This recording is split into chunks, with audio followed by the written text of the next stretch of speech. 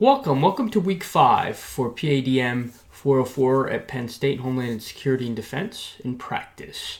I hope the class is going well for everyone. You're getting something from the class and you're getting something that you can apply to your current profession or any future positions that you seek in the future.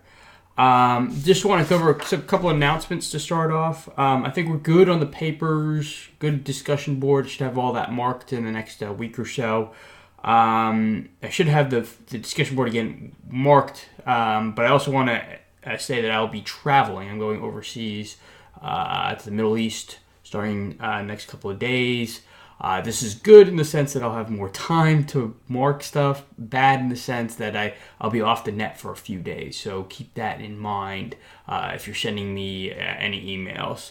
And then final announcement, Job Talk. I sent my link last week. Please take a look at it.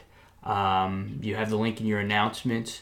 I wanted to see if that is helpful for you for your future career paths and any other issues. So please take a look at that as well.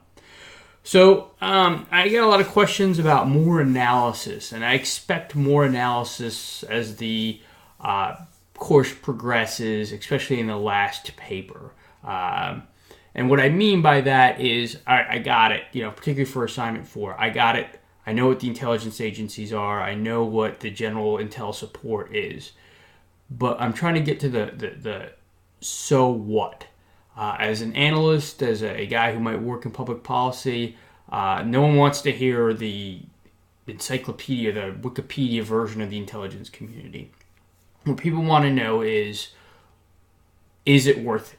We have 16 agencies. Is the spending worth it? Is the post 9/11 spigot, does that actually help the intelligence community? The Intel Fusion Centers, are they worth it? Do they spend it? How can they improve it? Is that the best structure?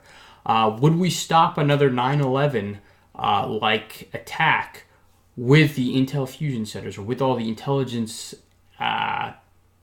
investments that we've made since then? Those are the type of analytical questions that I expect from here on in. Next week, I'll talk about it in a second, but next week your analysis, particularly the talking points, will become pretty important. So keep that in mind. And then the other question, when we're talking about Intel, why do we still have these Intel failures like Fort Hood shooting, the underwear bombing, the Boston attacks, despite the millions, billions, trillions, depending on how you add it up, that we spent on our Intel community. So that's just, again, that's the type of analytical points that I'm looking for.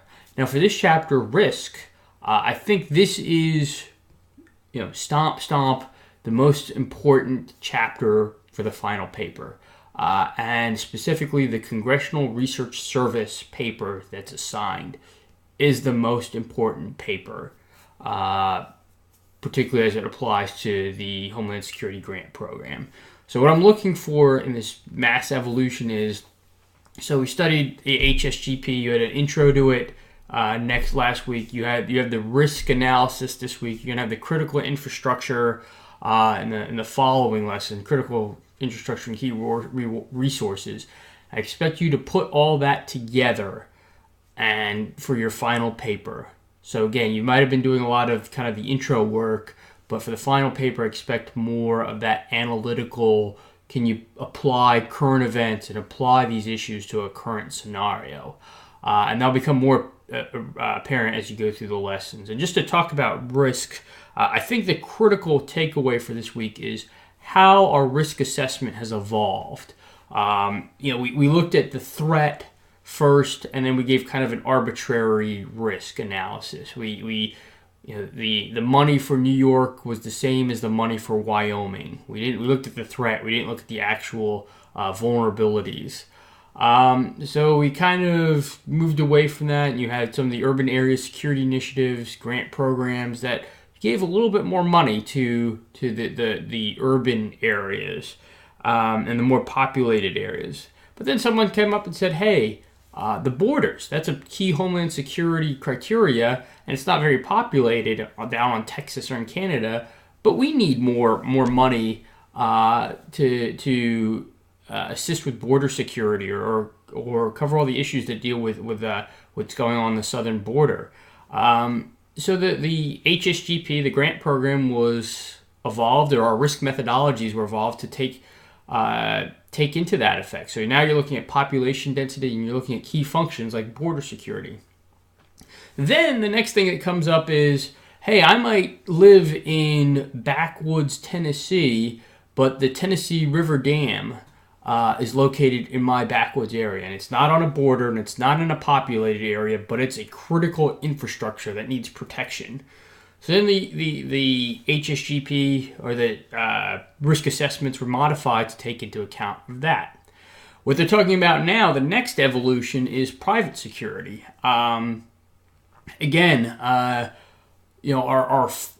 financial, some of our critical infrastructure is run in private security in areas that aren't along borders, that aren't in a populated area, and there's no risk assessment for those. So if the server that supports all the ATMs on the East Coast, which might be located in a very rural area and not associated with any government infrastructure, if that gets taken out, that's a huge consequence to the entire population. So the risk assessment methodology has to take into account that as well. And you can see it going down the line. And hopefully the budget allocations follow this risk assessment methodology. So that's kind of where this lesson is going as you go through it. Once again, if there's any questions, please let me know. And just as a reminder, I will be overseas for a while, but I'll be off email for the next couple of days.